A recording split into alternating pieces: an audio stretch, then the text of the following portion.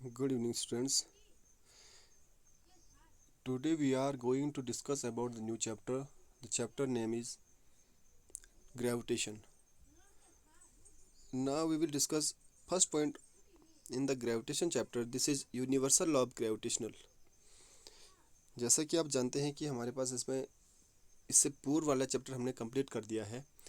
अभी जो नया चैप्टर हमारे पास है वो ग्रेविटेशन का है और इसमें हम फर्स्ट पढ़ने वाले हैं यूनिवर्सल लॉ ऑफ ग्रेविटेशन। ठीक है, तो देखिए यूनिवर्सल लॉ ऑफ ग्रेविटेशन किसे कहते हैं। The force of gravitation of any two bodies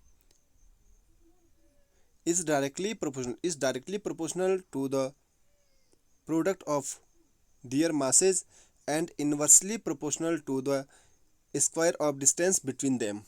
ठीक है, इसका मीन्स क्या हुआ कि सपोज हमारे पास दो ऑब्जेक्ट हैं, पहला ऑब्जेक्ट ए है, दूसरा ऑब्जेक्ट बी है। ऑब्जेक्ट ए का मास जो है m1 है और ऑब्जेक्ट बी का मास m2 है और ये एक दूसरे परस्पर r डिस्टेंस पे स्थित हैं। इसमें क्या हो जाएगा, जिन इन पे अप्लाई होने वाला जो फोर्स होगा वो क्या होगा, जो इनके मास हैं उनके प्रोडक्ट के प्रोपोर्शन में होगा और जबकि इसके जो डिस्टेंस है उसके स्क्वायर के इन्वर्सली प्रोपोर्शन में होगा, मीन्स एंटी प्रोपोर्शन में होगा। ठीक है, तो इसी को हम बोलते हैं यूनिवर्सल ऑफ ग्रेविटेशन। ठीक है, मीन्स हिंदी में यदि मैं इसको बोलूँ तो इसमें क्या हो जाएगा कि यूनिवर्सल ऑफ ग्रेविटेशन किसे कहते हैं। तो यूनिवर्सल ऑफ ग्रेविटेशन क्या होता है कि किन्हीं भी दो ऑब्जेक्ट के मास के गुणनफल के समानुपाती होता है और उनके बीच की दूरी के वर्ग के व्युत्क्रमानुपाती होता है। ठीक है, इसको हम बोलते हैं यूनिवर्सल लॉ ऑफ ग्रेविटेशन। तो यदि मैं दोनों इक्वेशन फर्स्ट ये वाली थी, इक्वेशन सेकंड ये वाली थी, ये दोनों को कंबाइन कर दिया जाए तो हम जानते हैं कि एफ प्रोपोर्शन है m1 और m2 के और एंटी प्रोपोर्शन में है r स्क्वायर के। तो f इज प्रोपोर्शनल टू हो जाएगा m1 m2 upon r square.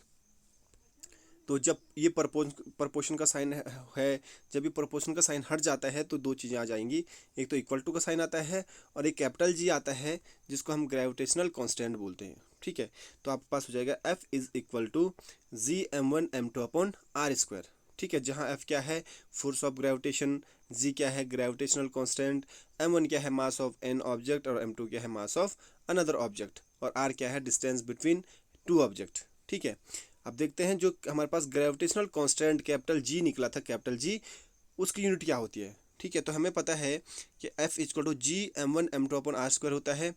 तो F इक्वल टू हो जाएगा जी m1 m2 upon R square. और यदि देखिए जी की वैल्यू हमें निकालनी है तो r इसके साथ किस में आएगा, मल्टीप्लाई में आ जाएगा F के साथ। तो F R square equal to हो जाएगा जी m1 m2। ठीक है, और जी इक्वल टू हो जाएगा, देखिए m1 और m2 इसके साथ किस में है, मल्टीप्लाई में है और मल्टीप्लाई में है तो कहाँ आएगा, हमेशा इसके डिवाइड में आ जाएगा। तो ये हो जाएगा F R square upon m1 m2 equal to G. ठीक है, मीन्स जी इक्वल टू हो गया F R square upon m1 into m2।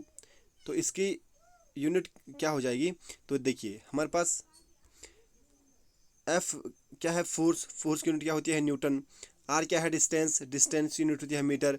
तो चूंकि ये आर स्क्वायर है तो मीटर का स्क्वायर भी हो जाएगा। और मास, ये एक एम भी मास और एम मीन्स मास, तो मास और मास दोनों की यूनिट क्या होती है, किलोग्राम होती है। ठीक है, तो मास दो है तो किलोग्राम का स्क्वायर हो जाएगा।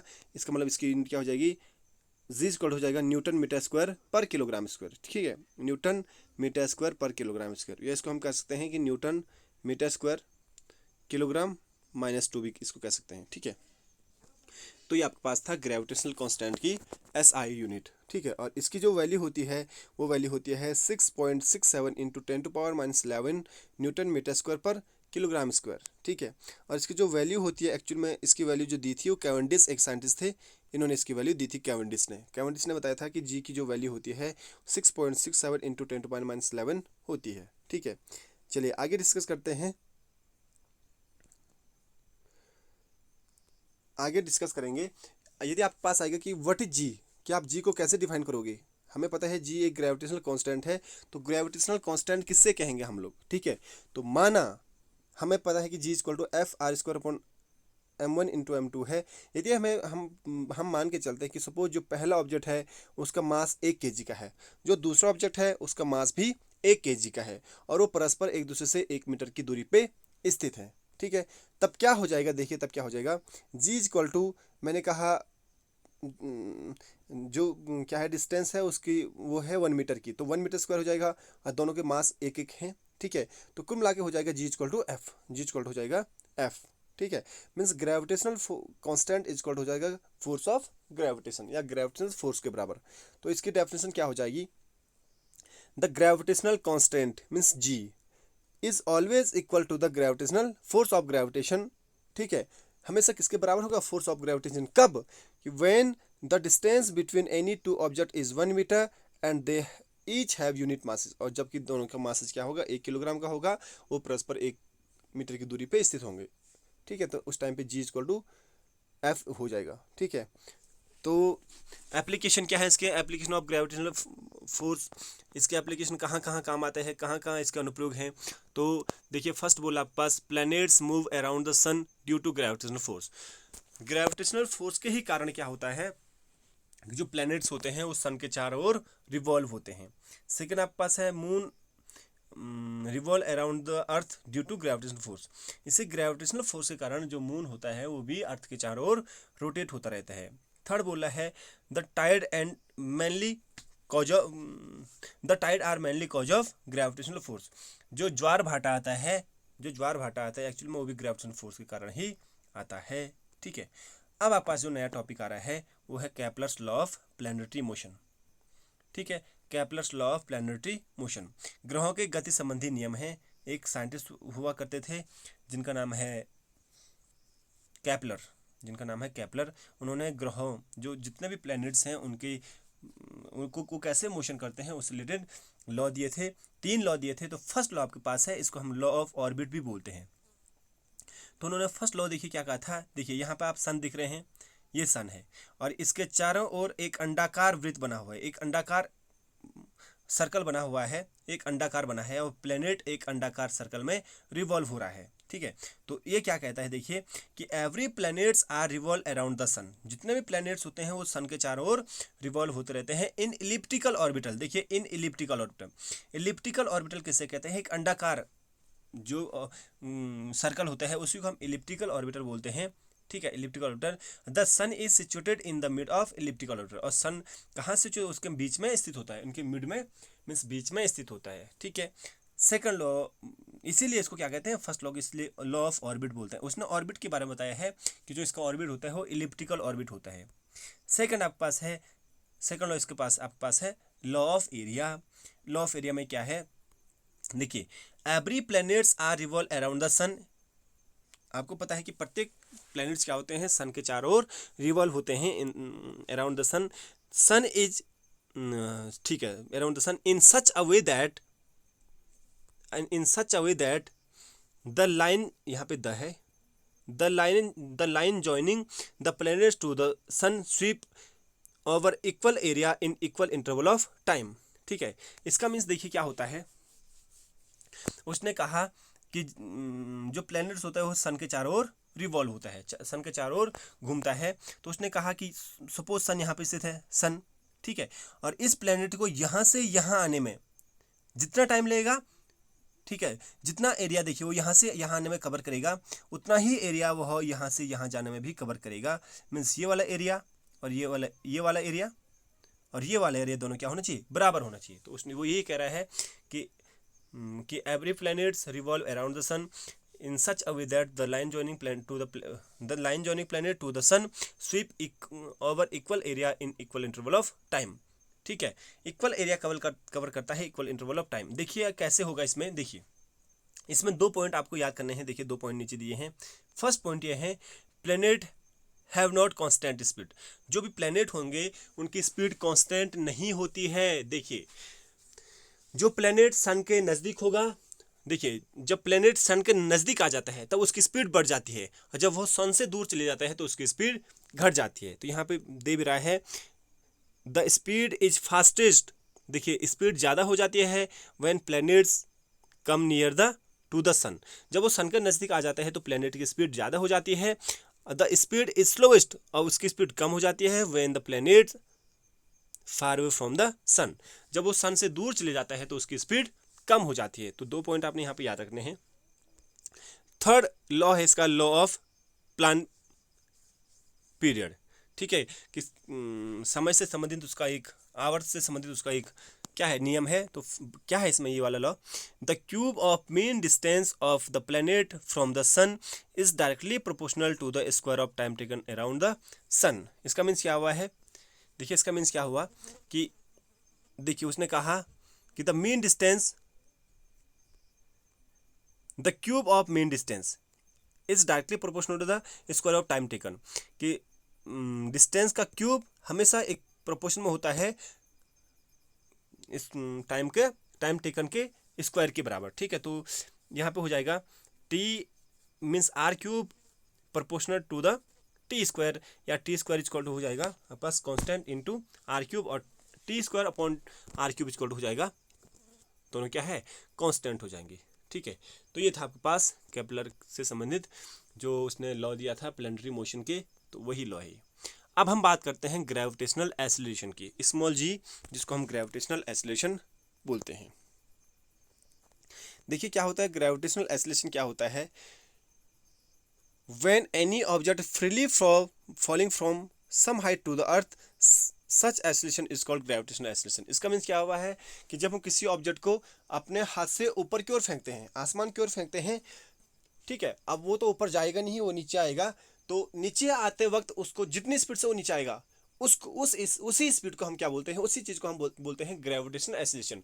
वो जिस एक्सीलरेशन के साथ ऊपर से नीचे की ओर आएगा उसी को हम बोलते हैं ग्रेविटेशनल एक्सीलरेशन, क्योंकि वो फ्रीली फॉल हो रहा है, वो आराम से अपने हिसाब से आ रहा है, उसी को हम बोलते हैं ग्रेविटेशनल एक्सीलरेशन, जिसको हम स्मॉल जी से डिनोट करते हैं, ठीक है। इसमें लिखा है कि it does not depend on मास, यह किसी के मास पर डिपेंड नहीं करता है, किसी भी ऑब्जेक्ट के डिपेंड पे मास नहीं करेगा, कि मास ज़्यादा हो तभी उसी एक्सीलरेशन के साथ आएगा, कम होगा तभी उसी एक्सीलरेशन के साथ आएगा, ठीक है। और यहाँ पे इसको आप देख लेना थोड़ा सा, इसमें नोट्स मैंने बना रखे हैं। हमारे पास एक फॉर्मूला था F equal to G into M1 into M2 upon R square. इसको देख लेना, मैंने वहाँ पे लिखा है कि कैसे कैसे लास्ट में आपके पास जी की जो वैल्यू आती है वो जी इक्वल टू होता है, मीन्स ग्रेविटेशनल एक्सीलरेशन इक्वल होता है क्या, gravitational constant into mass of earth upon distance का स्क्वायर, ठीक है। Means G small G equal हो जाएगा capital G M upon R square, ठीक है। तो इसमें दो चीज़ें आपके पास नोट दी है। फर्स्ट नोट आपके पास दिया हुआ है कि gravitational acceleration is inversely proportional to the distance from any object. देखिए कि डिस्टेंस जितनी ज़्यादा होगी, देखो वो क्या है कि इसका प्रोपोर्शन एंटी प्रोपोर्शन में है, मीन्स आर स्क्वायर एंटी में है, जी ऊपर है, मीन्स डिस्टेंस जितनी ज़्यादा होगी ग्रेविटेशनल एक्सीलरेशन की वैल्यू उतनी ही कम होगी, और डिस्टेंस जितनी कम होगी ग्रेविटेशनल एक्सीलरेशन की वैल्यू उतनी ही ज़्यादा होगी, ठीक है ना। चलिए बात करते हैं, देखिए कैसे। सेकंड पॉइंट आपके पास इसमें दे रहा है ग्रेविटेशनल एक्सीलरेशन, ठीक है। चलो, ग्रेविटेशनल एक्सीलरेशन इज मैक्सिमम, देखिए कैसे, मैंने अभी कहा था कि डिस्टेंस जितनी ज़्यादा होगी, जब डिस्टेंस ज़्यादा होगी तो वहाँ पे जी की वैल्यू कम हो जाएगी, और जब डिस्टेंस बहुत कम होगी तो वहाँ पे जी की वैल्यू ज़्यादा होगी। चलिए हम अर्थ पे आते हैं, ये एक अर्थ है, ये अर्थ है, ये ठीक है, ये अर्थ है। यहाँ पे ये वाली जो लाइन है इक्वेटर लाइन है, ठीक है। यहाँ पे आप देख सकते हैं यहाँ पे डिस्टेंस बहुत ज़्यादा, एक यदि ऑब्जेक्ट यहाँ, ये ऑब्जेक्ट यहाँ है तो इसके बीच की डिस्टेंस ज़्यादा है, मीन्स आर क्या है, मैक्सिमम है। जब आर मैक्सिमम होगा तो उस टाइम पे जी की वैल्यू मिनिमम हो जाएगी। तो बहुत बार क्वेश्चन आएगा कि जो इक्वेटर लाइन होती है वहाँ पर ग्रेविटेशनल एक्सीलरेशन की वैल्यू मिनिमम बहुत कम होती है, क्योंकि वहाँ पे उस टाइम पे डिस्टेंस बहुत ज़्यादा होती है, ठीक है। और यहाँ पे हम पोल पे बात करते हैं, तो ये नॉर्थ पोल है और ये नीचे साउथ पोल होगा, ये साउथ पोल है, ठीक है। तो क्या होगा, इसको थोड़ा देखिए, यहाँ पे क्या हो जाएगी, ऑब्जेक्ट सपोज पोल पे रखे हैं, बिल्कुल पॉइंटेड रखे हुए हैं, तो वहाँ पे डिस्टेंस क्या है, बिल्कुल जीरो है, मिनिमम है, तो यहाँ पे ग्रेविटेशनल एक्सीलरेशन की वैल्यू बहुत ज़्यादा हो जाएगी, मैक्सिमम हो जाएगी, क्योंकि हमारे पास फॉर्मूला ये है, ये बोल है जब जी ज़्यादा होगा तो आर की वैल्यू कम होगी, मीन्स आर की वैल्यू जब कम होगी तो जी ज़्यादा होगा। देखिए आर की वैल्यू यहाँ पर कम थी तो जी ज़्यादा हो जाएगा। इसी प्रकार से साउथ पोल पर भी यही है कि आर की वैल्यू बिल्कुल जीरो है तो उस टाइम पर भी क्या हो जाएगा, ग्रेविटेशनल एक्सीलरेशन की वैल्यू ज़्यादा हो जाएगी। तो यहाँ पे वही लिखा हुआ है कि gravitational acceleration G is maximum on the both pole, दोनों पोल पे जी की वैल्यू क्या हो जाएगी, ज़्यादा हो जाएगी। क्यों, क्योंकि वहाँ पे डिस्टेंस बिल्कुल मिनिमम है, बहुत कम है। तो थर्ड बोला है gravitational acceleration is minimum gravitational acceleration minimum होगा कहाँ पे, इक्वेटर लाइन पे। क्यों? क्योंकि वहाँ पे क्या है, डिस्टेंस ज़्यादा है, डिस्टेंस ज़्यादा होगी तो जी की वैल्यू कम हो जाएगी। ठीक है, अब देखिए आपके पास इसकी वैल्यू निकालने के लिए तो नहीं आता वैसे, ग्रेविटेशनल एक्सेलरेशन की वैल्यू आपको याद रखनी है कि ग्रेविटेशनल एक्सेलरेशन की वैल्यू क्या होती है। तो जो ग्रेविटेशनल एक्सेलरेशन की वैल्यू होती है जी इक्वल होता है 9.8 होती है, 9.8 मीटर पर सेकंड स्क्वायर, 9.8 मीटर पर सेकंड स्क्वायर। ठीक है, या इसको कभी कभार हम रफली 10 भी लिखते हैं, 10 मीटर पर सेकंड स्क्वायर भी हम कई बार इसको गिवन होता है, ये दिया हुआ होता है। ठीक है, तो देख लीजिए इसमें कैसे दिया है, नीचे आपको सॉल्व करके आपके पास वही आएगा, लगभग लगभग 9.8 मीटर पर सेकंड स्क्वायर। ठीक है, ये आपके पास था ग्रेविटेशनल एक्सेलरेशन। अब दोनों में हम बात डिफरेंस की बात करते हैं कि ग्रेविटेशनल एक्सेलरेशन, ठीक है, और ग्रेविटेशनल कांस्टेंट में डिफरेंस क्या है, कि difference between capital G and small G. तो एक तरफ कैपिटल जी है, एक तरफ स्मॉल जी है, इसमें दोनों में डिफरेंस देख लेते हैं। तो पहला डिफरेंस तो हमें ये मिल रहा है कि जो कैपिटल जी है वो ग्रेविटेशनल कांस्टेंट है, जबकि जो स्मॉल जी है वो ग्रेविटेशनल एक्सेलरेशन है। सेकंड वैल्यू, दोनों की वैल्यू देखते हैं, तो इसकी वैल्यू होती है 6.67 इंटू 10⁻11 न्यूटन मीटर स्क्वायर पर किलोग्राम स्क्वायर, और इसकी वैल्यू होती है 9.8 मीटर पर सेकंड। ये पॉइंट है यहाँ पे 9.8 मीटर पर सेकंड स्क्वायर। इसका फॉर्मूला जो होता है हमने पढ़ लिया था कि जी इक्वल होता है FR² M1 इंटू M2। इसका फॉर्मूला होता है जी इक्वल GM/R²। ठीक है, यह एक स्केलर क्वांटिटी है, यह एक वेक्टर क्वांटिटी है। ठीक है, और इसके दोनों की डेफिनेशन मैंने आपको बता रखी है कि दोनों की डेफिनेशन क्या हो जाएगी। ठीक है, तो ये आपके पास था आज के लिए ग्रेविटेशन के बारे में, और आपने ग्रेविटेशन के बारे में बहुत कुछ जाना है। ठीक है, इसको आप याद करेंगे और इसको नोट करेंगे। इसके बाद हम बात करेंगे जो नेक्स्ट पॉइंट आएगा, equation of motion related to free fall of an object. ठीक है, इसके बाद हम इसकी बात करेंगे। ओके।